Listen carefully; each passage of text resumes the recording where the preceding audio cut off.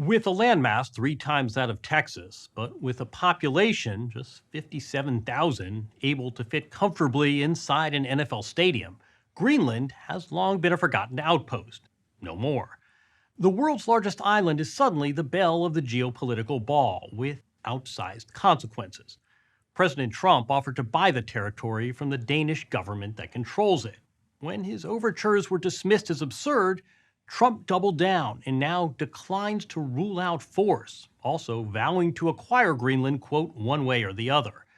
It makes for strange and scary times for the predominantly indigenous Inuit population. We bundled up and then trundled up to tour a bitingly cold place in what is suddenly a hot neighborhood.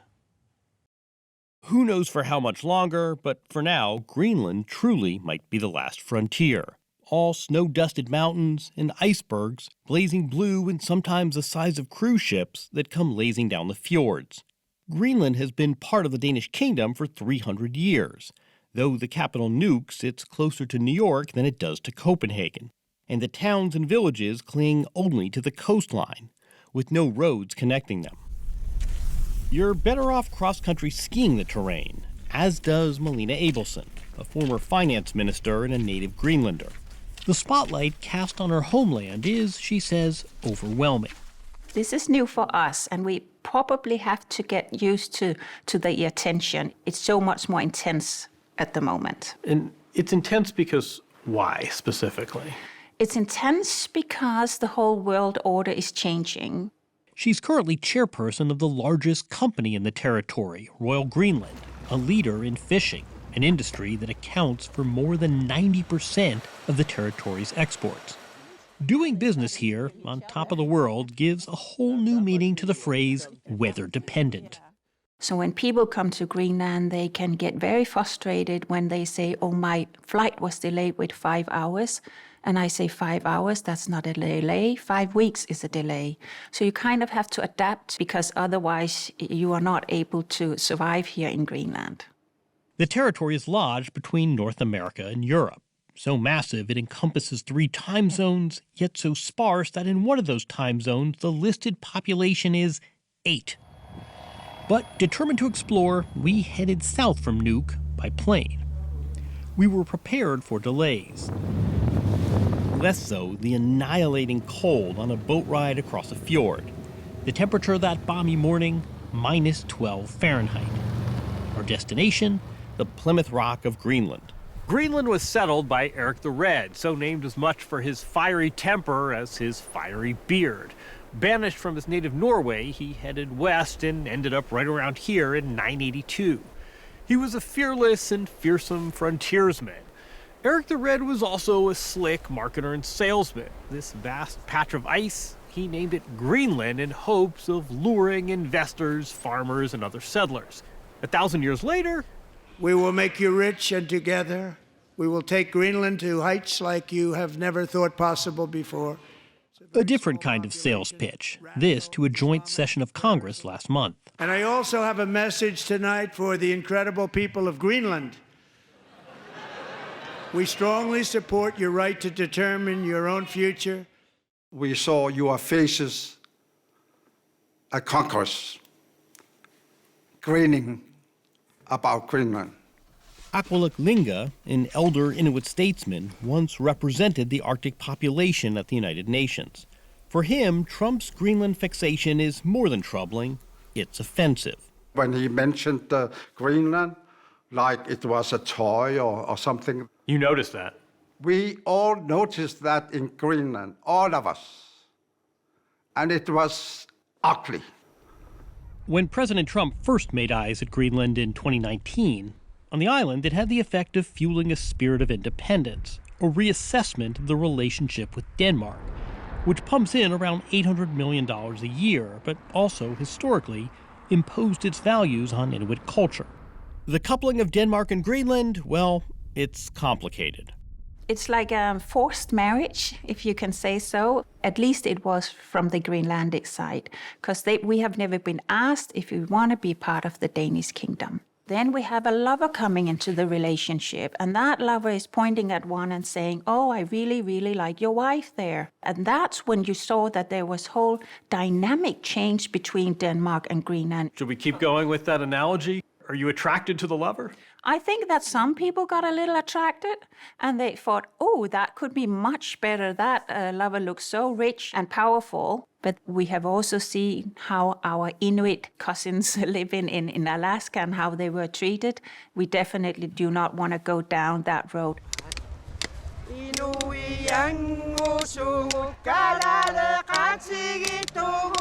In the city, such as it is, of Nuuk, population 20,000, locals turned out last month for a demonstration, a remarkable show of unity for a country so spread out and historically so measured. The rally included newly elected Prime Minister Jens Frederik Nielsen. And it's all clear that we stand together. No matter what political color you have, we stand together in this issue. Greenland is for Greenlanders, not for anybody else. The demonstration ended outside an old wooden cottage that serves as the American consulate. Per one recent poll, just 6% of the local population favor U.S. control. The loudest pro-American voice we encountered was an American, the founder of the Bikers for Trump.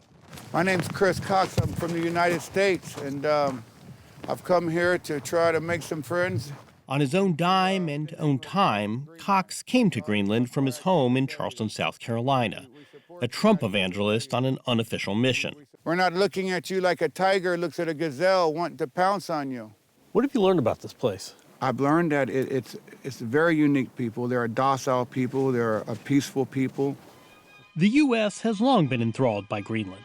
In the 1860s, the Gilded Age of Empire, when land masses were bought and sold like horses and buggies, talk first surfaced of America acquiring the territory. As Greenland is the best source of prediction for Europe's weather. During the Second World War, Americans were given control of Greenland. They built 17 military bases. The most significant, Bluey West 1 in Narsarsuaq in the south of the territory, was a crucial stop-off before D-Day.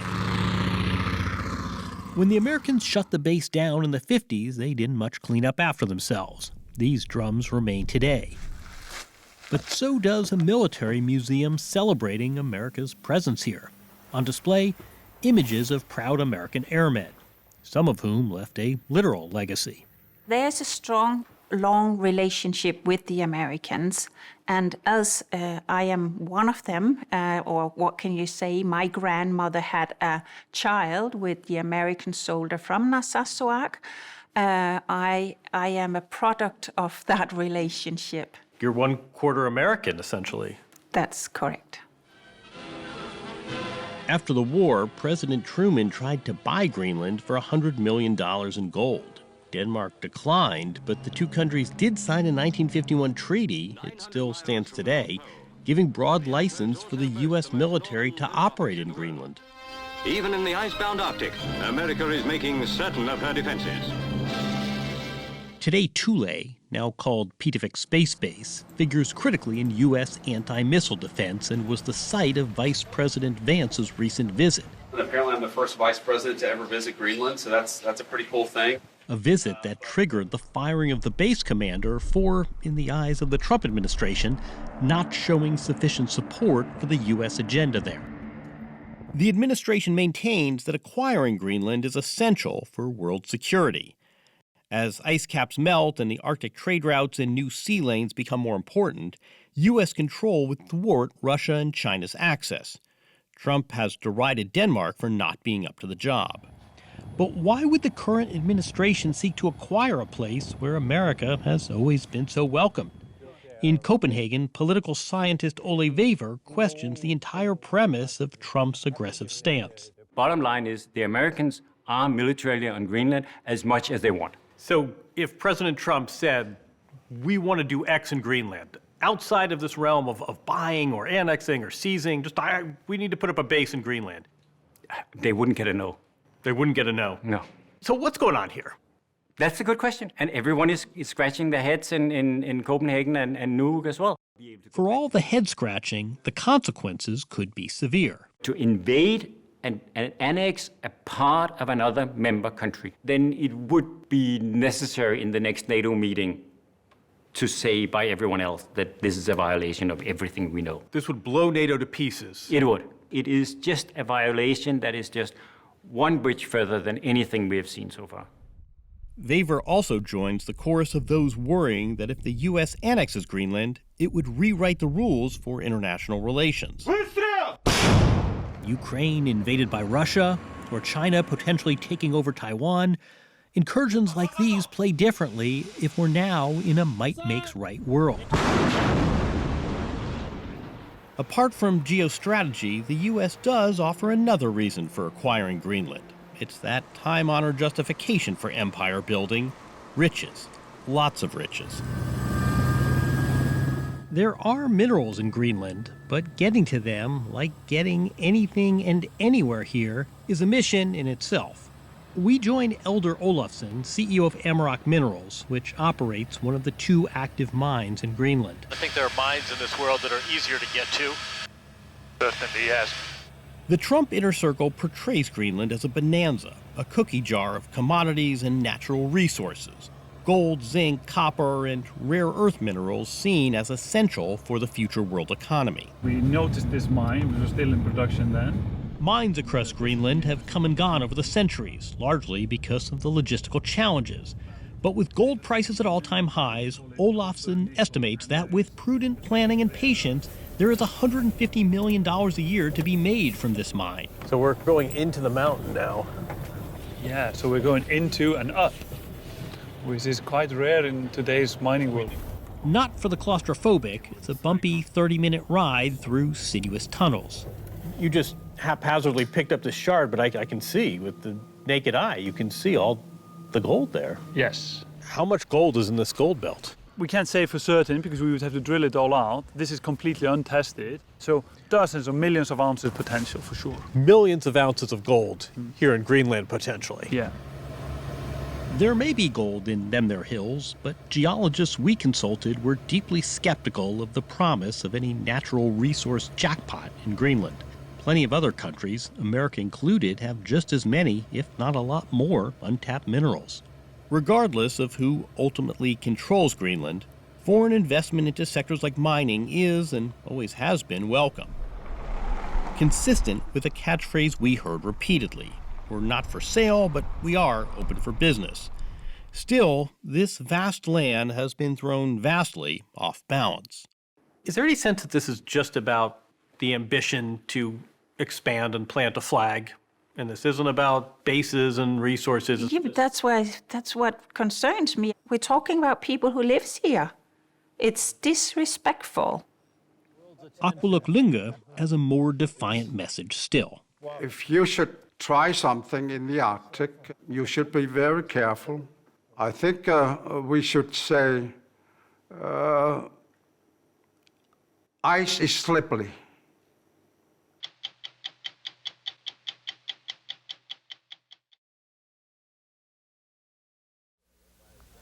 Long before Horace Greeley advised young men to go west, Eric the Red advised himself to go north. His native Iceland had banished him after he committed a couple of murders on which the locals didn't look too kindly. So he set out north. When he finally got where he was going, exactly 1,000 years ago, he looked around and saw he had his work cut out for him. There wasn't much to recommend the place. And if he was going to attract some other Vikings to keep him company, he'd have to figure out how to convince them this hunk of frozen nowhere was a desirable piece of real estate, which of course it wasn't. If Eric the Red wasn't the world's first con man, he was certainly among the first of the breed. If he had lived 1,000 years later, he might have sold you, or me, the Brooklyn Bridge, because to get colonists to come to this desolate place involved at least as much necessary charm and chicanery. Maybe he wouldn't have sold the Brooklyn Bridge. Maybe he would have been an advertising marketing expert, because his first ploy was a masterstroke. He called the island Greenland. Believing Eric had found a paradise, 25 boatloads of colonists followed him to his island. These are the ruins of their first settlement. They found out there is very little green in Greenland. More from stubbornness than any other reason, they stayed for 500 years. Then they just disappeared. Greenland is a country only Eskimos could love. They were there before the Vikings, and they're still there. They live under conditions that we considered, well, let's say, grim. The few American tourists who go there are the kind of people who like cool weather, rugged living, and majestic scenery in black and white.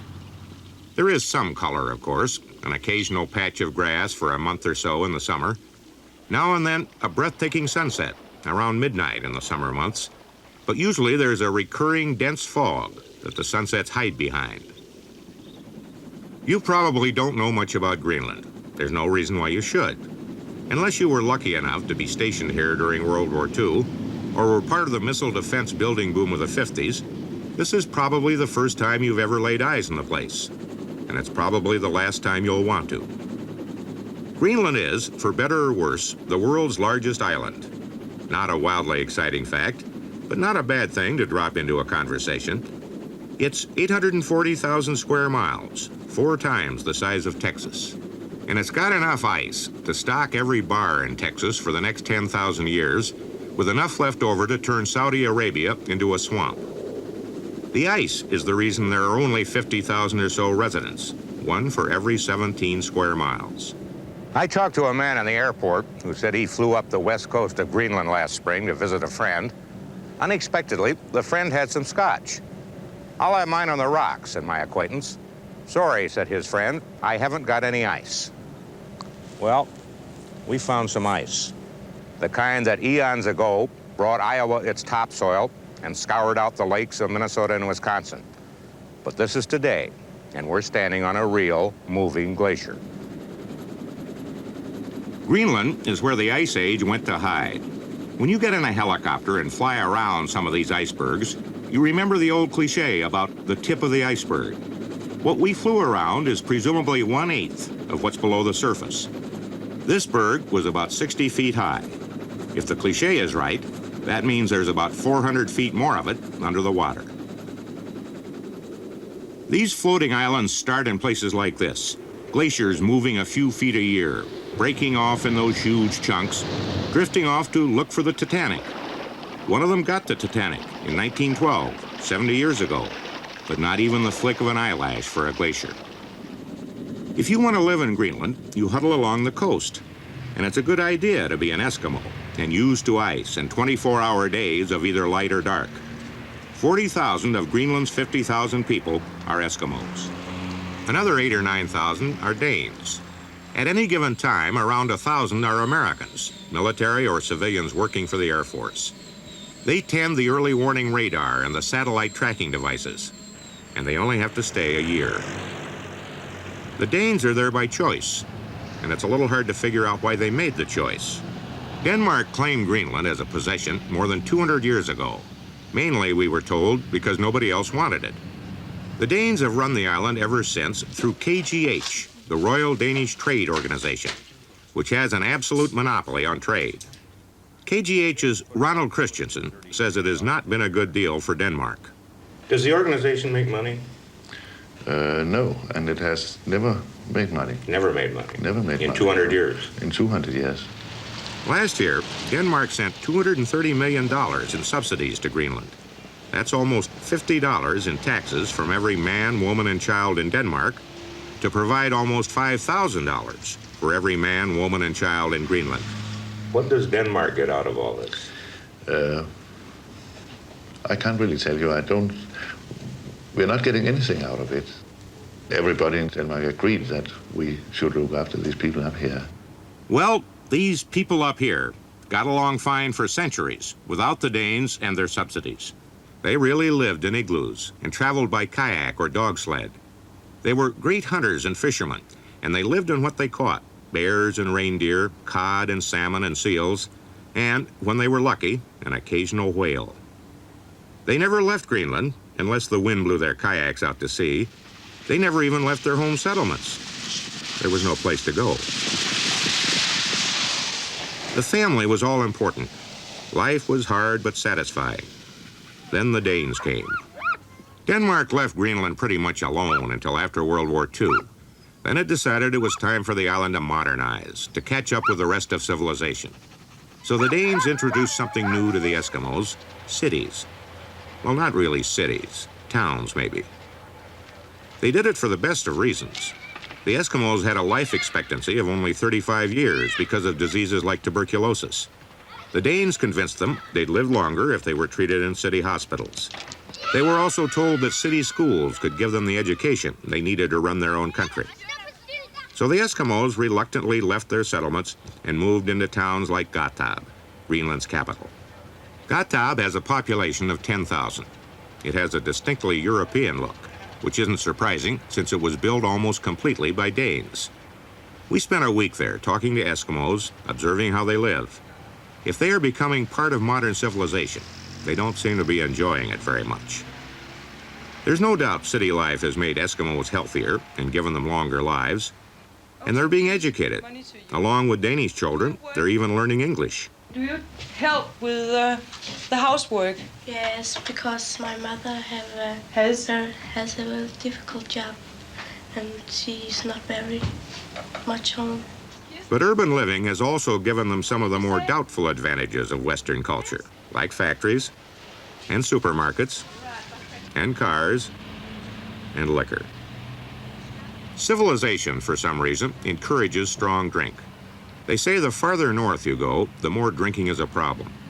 Greenland is about as far north as you can go without bumping into the North Pole, and there sure is a lot of drinking. It became such a problem that alcoholic beverages were rationed until last spring. When rationing ended, we were told, everyone started making up for lost time. They haven't stopped yet.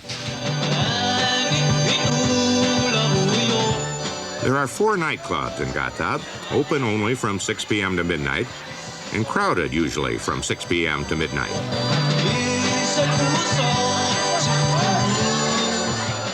Maybe they do all that drinking because they have nothing much else to do. There aren't many jobs for hunters and fishermen in Gotthard, so Eskimo unemployment is high as 50%. If it weren't for the slightly foreign look of the graffiti, this could be public housing in Toledo or Los Angeles or Chicago. It has that same slightly discouraged look of places where people live who haven't made it in the system, of places where the system stashes them while it decides what went wrong and what to do about it. You leave Gotthard with the feeling that Eskimos don't belong there. The feeling gets stronger when you visit a settlement only a few hundred miles from the North Pole. There aren't any igloos left. There are prefab A-frame houses, and they heat them with subsidized propane gas. But the dogs are still there, and the people still hunt for what seals are left, and fish, and hope for a whale. They seem happier than the people in the bars in Gotthard. You can't help wondering if the Danes should have left the Eskimos alone. The 20th century doesn't really seem to work in Greenland.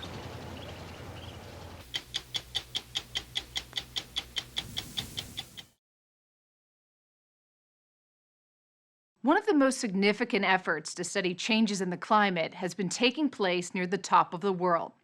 It's a place called Petermann Glacier in Greenland, one of the largest glaciers in the Arctic Circle, and a glacier that has experienced dramatic melting. It is a harsh and dangerous environment, and it has drawn some of the world's leading climate scientists who are only able to work there a little over a month a year. We wanted to see how that work is proceeding, how they're able to move equipment and people in such a hostile place, and what they've discovered so far. So we went to the top of the world to find out. Our journey took us 700 miles above the Arctic Circle to the U.S.'s Thule Air Force Base in northern Greenland, built at the start of the Cold War to watch for Soviet missiles. It is an alien landscape, home to curious Arctic hares and packs of prehistoric-looking muskox. From there, Hi, I'm Sharyn. Welcome to Greenland. I'm Malik. We flew even further. The destination, Petermann Glacier. It's on the northwest coast of Greenland, just a few hundred miles south of the North Pole. To get there in a helicopter took us 4 hours over a rarely seen landscape that is both severe and serene.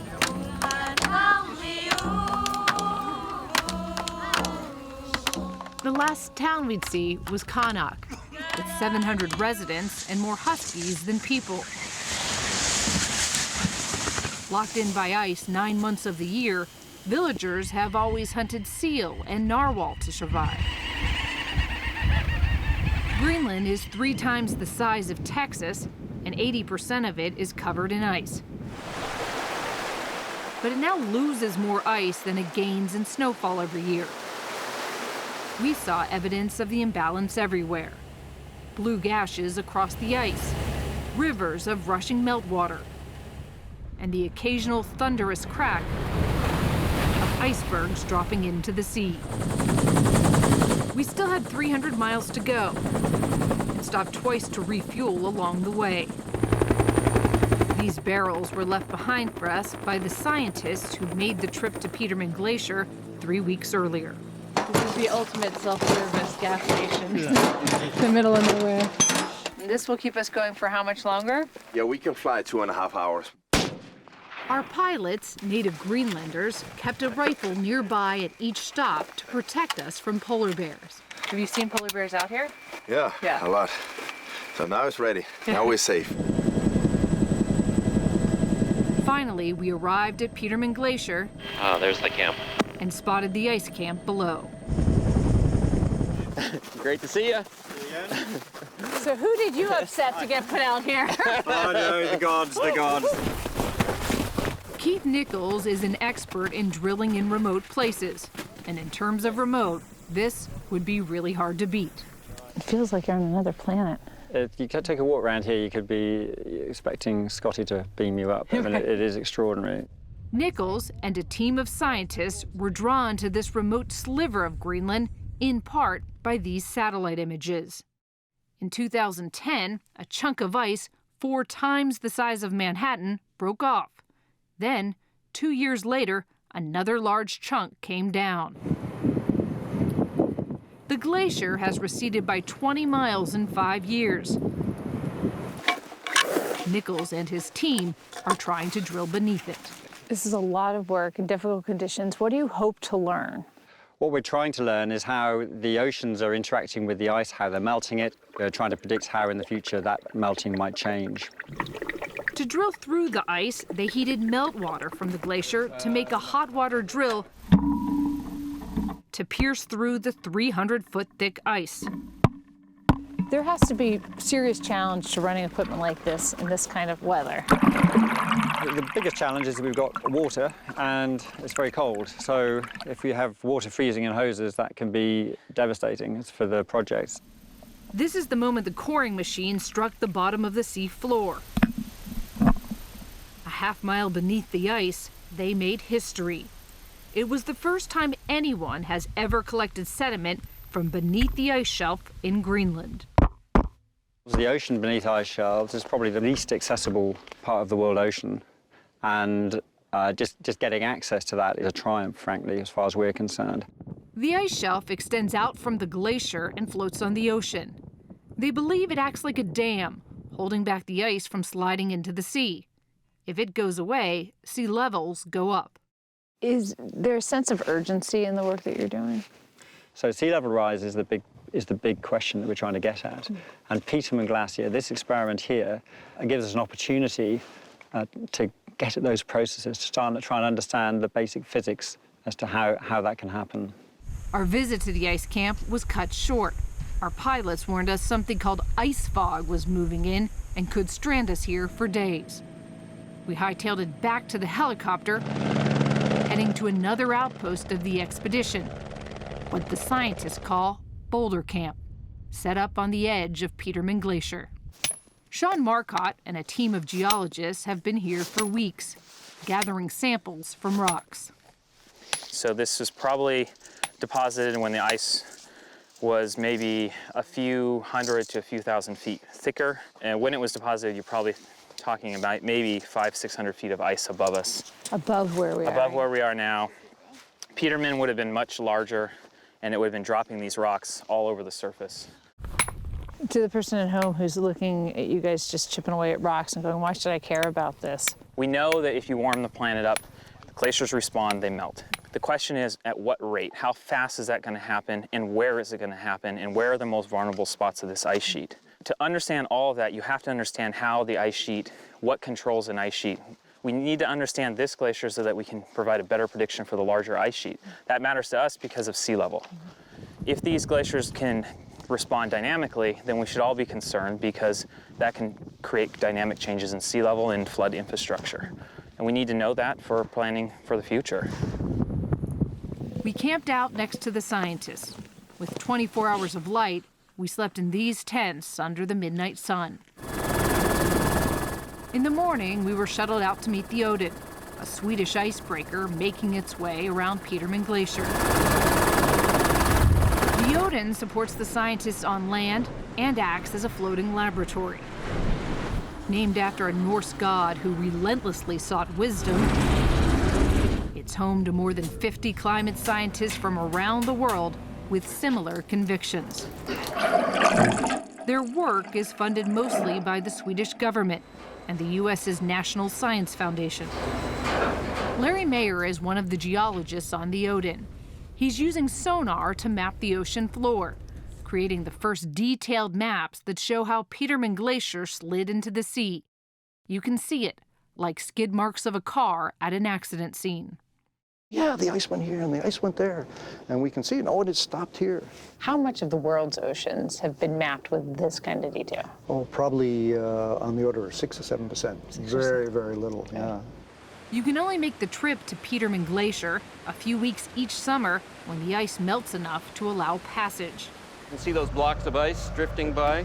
Expedition leader Alan Mix is running the ship's coring operation, trying to grab sediment from the sea floor. Because actually our coring site right now is under that block of ice, and we just can't get there.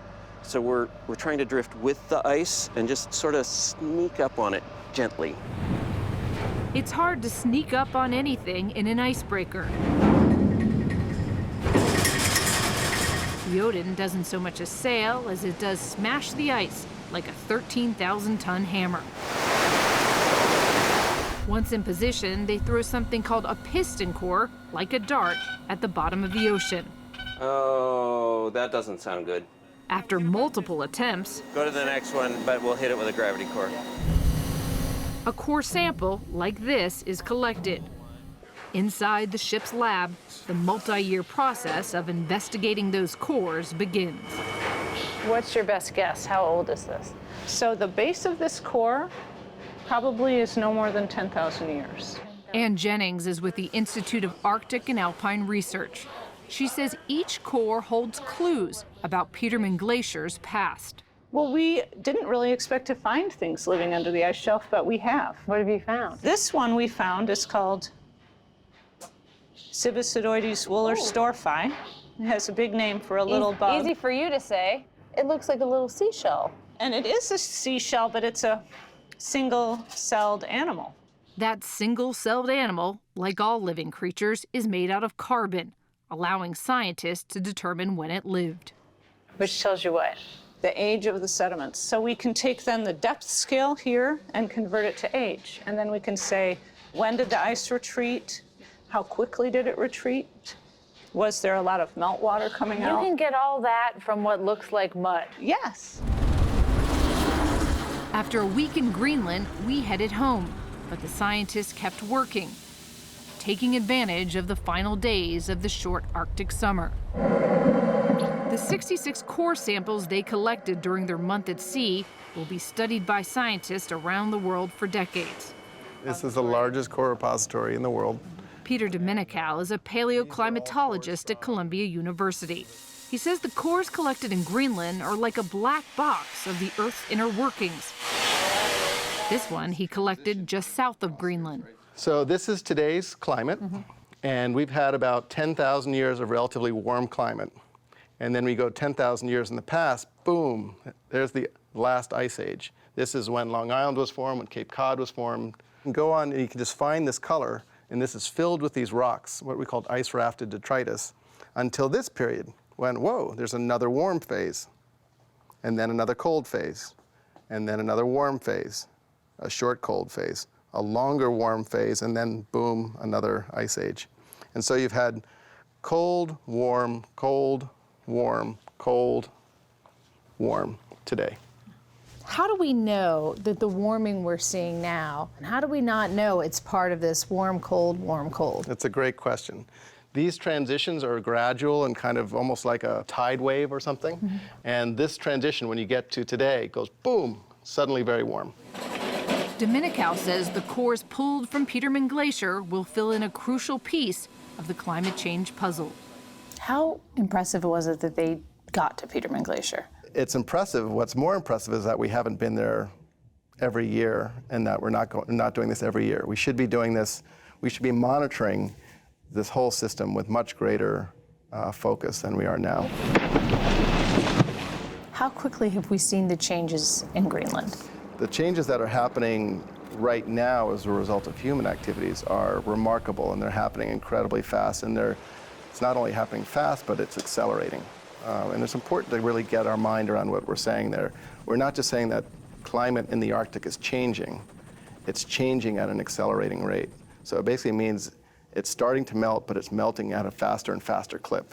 So anyone who knows what it's like to fall off a cliff, that's what it's doing.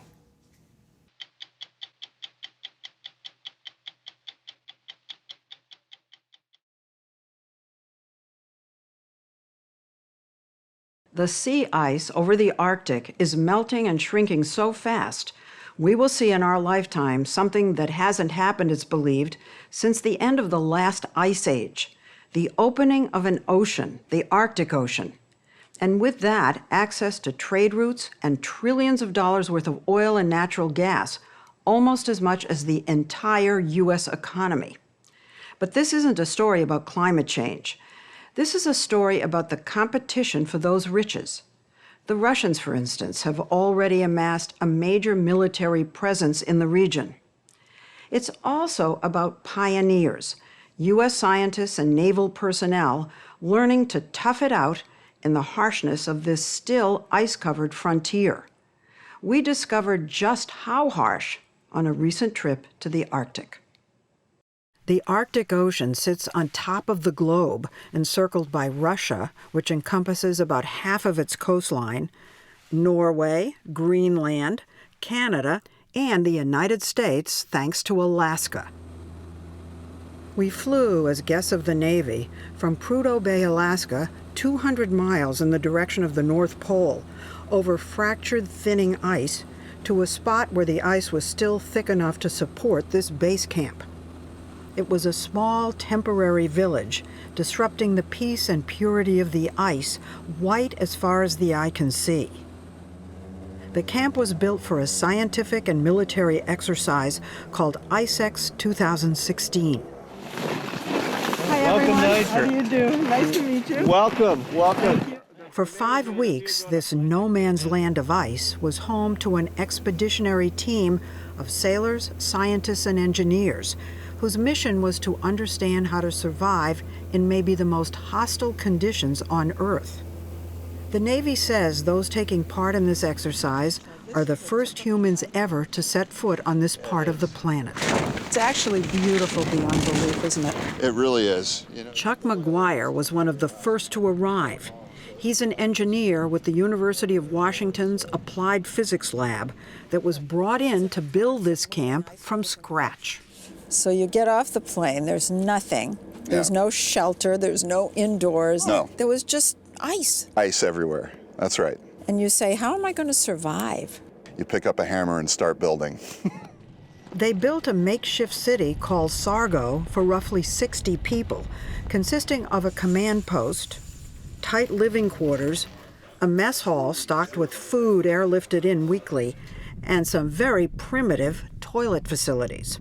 That outhouse is really cold. Outhouse is awful. Oh my God. So what about water? You can't just eat the ice, right? You can if you know what you're looking for.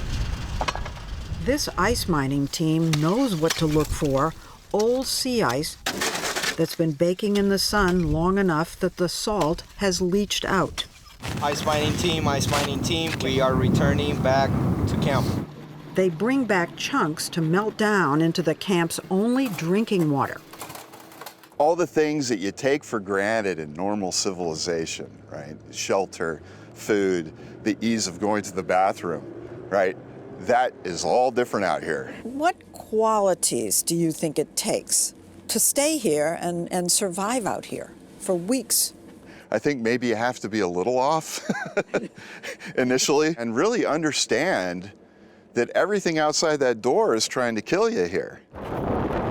If the ice and wind don't get you, polar bears might.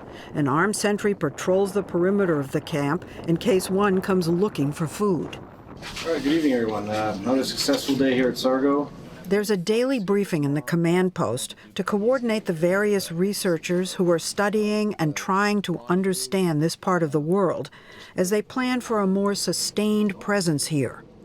They're analyzing, among other things, the ice flow's moved about 9 miles to the west-northwest today.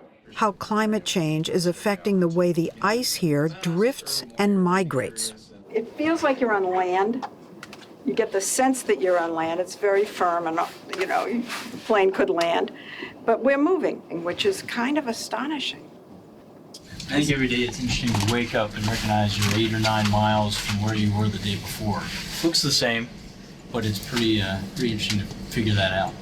The ice moves that much every day in unpredictable directions because of the currents underwater and the wind above. Down here, we're 23 degrees Celsius. Also unpredictable is the weather. We met a team of meteorologists using balloons to help with forecasting, which is key for any military operation. So these balloons measure your temperature, your dew point, the wind speed. Commander Scott Parker, a meteorologist with the Navy's Atlantic Submarine Force, says there's virtually no weather data collected up here. In other parts of the world, meteorologists rely on satellites for forecasting. But up here near the North Pole, satellite coverage is minimal. How cold does it get up here? Because it's right now, I don't know. It's People freezing, can see right? it's the terribly lowest we've had is 26 below Fahrenheit.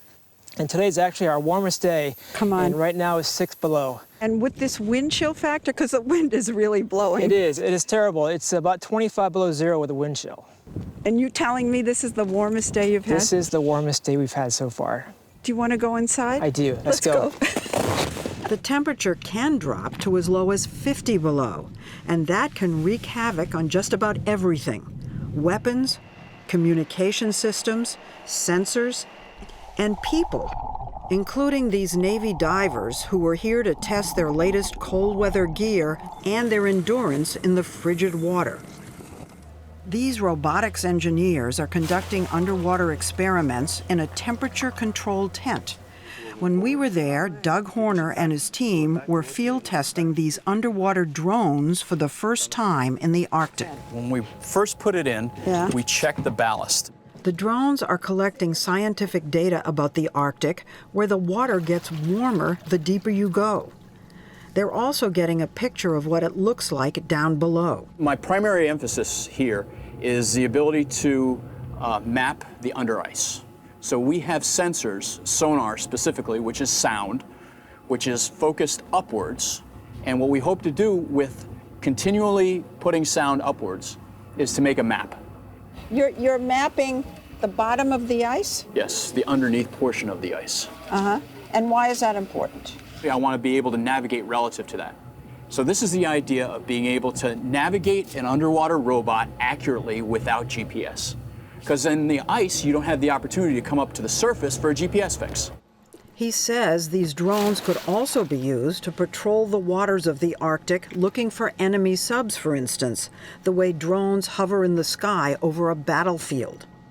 The Navy is testing this technology and amassing all of this research to prepare for an expanded presence in the Arctic as the ice continues to melt.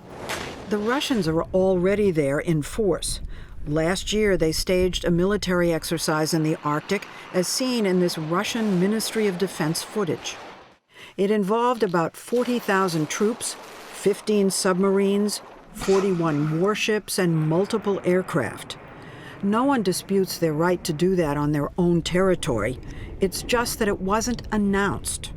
We pre-announce ours. No one is surprised by them. Whereas the exercise that Russia did was a snap exercise, which is a bit destabilizing. Until May of this year, retired four-star General Philip Breedlove was the supreme Allied commander of NATO with responsibility for the Arctic. What else is destabilizing, he says, is Russia's military buildup along something called the Northern Sea Route skirting the Russian Arctic coastline. The route could become an alternative to the Suez Canal, saving huge amounts of time and money for the commercial shipping industry. I have heard as much as 28 days decrease in some of the transit from the Northern European markets to the Asian markets. That is an incredible economic opportunity, and it could be a very big boon to business around the world. What would it mean if the Russians did gain control over the Northern Sea Route? If the Russians had the ability to militarily hold that at ransom, that is a big lever over the world economy. So tell us in a nutshell what's happening. Along that route, what we see is Russia upgrading over 50 airfields and ports, 14 of them to be done this year, increasing the number of ground troops, putting in surface-to-air missiles, putting in sensors that could be used to guide weapons, that could be used to deny access. In 2007, Russia went so far as to plant its flag on the seafloor under the North Pole. I think it's important to understand what the Deputy Prime Minister said, that the Arctic is a part of Russia, that they will provide the defense for the Arctic, and that they will make money in the Arctic, and that the Western world may therefore bring sanctions on them, but that's okay, because tanks don't need visas. I think it sends a pretty clear message. The U.S. has not tried to match the Russian buildup, the Navy relying on its fleet of nuclear and attack submarines, the most powerful in the world. When we were there, the Navy was conducting a submarine warfare exercise, something it does in the Arctic every 2 years. When a sub surfaces in the Arctic, they use shovels to carve a visual landmark in the ice that the sub can see. X literally marks the spot. But that X is a moving target because of the drifting ice. There we go. Which makes maneuvering a windowless steel cylinder the size of a football field to such a pinpoint location seem impossible. But on this day, the skipper and his crew, punching up through thick ice, nailed it on their first try. It took a few minutes for the sail, the shark fin on top, to completely emerge. There they are. When they popped the hatch, a special guest climbed out, the Secretary of the Navy, Ray Mabus, who'd been on board for 5 days, taking part in the naval exercise. What does it mean that the Secretary of the Navy has come up to the Arctic? Is there a special significance to you being here? Our responsibilities are increasing as the Arctic ice melts, as the climate changes, and so the Navy has got to be here. We've got to provide that presence, and I hope that my presence emphasizes what we do. As he flew off to Alaska, we climbed down the ladder into the fast-attack, nuclear-powered USS Hampton and went through a 100-degree change in temperature, from 25 below to about 75. Do you feel claustrophobic? Oh, no, not at all. No. You get used to it. Commander of the Hampton, Theron Davis, took us to the control room as the crew prepared to submerge. Very well. Stationary dive the ship. Stationary dive the ship, aye, sir. Dive. Stationary dive the ship. Make your depth 150 feet. What he and his crew of 20-somethings are practicing is something subs only do in the Arctic. Diving down through new ice that had formed around the sub. What is that? That's the ice breaking away. It's the first time we surfaced through this thick ice and stayed up here this long. So that's the ice that's beside us. And as we go down, it's got to crack away from the hull. We're listing. I'm tilting this way. Cycle lap fence. Cycle lap fence, aye, sir. 5 on 9. 5 on 9. Now we're starting to see water. See the water on the monitor? That's only water. Once they get to a cruising level, they practice hide and seek with another sub. In some of the exercises, they also test fire blank torpedoes. So I'm going to show you a torpedo tube. One of their challenges is ice keels, huge chunks of ice that jut down from the surface and confuse sonar-guided torpedoes that can't distinguish them from enemy submarines. So what we're working on is saying, hey, how can we fix that? How do we know we're going to, we can go and shoot a weapon in the ice and get a hit? Right, so now we have to go up there and we have to figure that out. We return to the surface. We're coming up right now. We're 122 feet. One American sub in a region with a growing Russian military presence. During our last day at the camp, something dramatic happened. A crack in the ice along the perimeter became a giant lake. New fissures formed right through the heart of the camp, up to the doorstep of the command post. Everything was packed up quickly for an emergency evacuation, a reminder that the most formidable adversary here may not be Russian forces, but the forces of nature.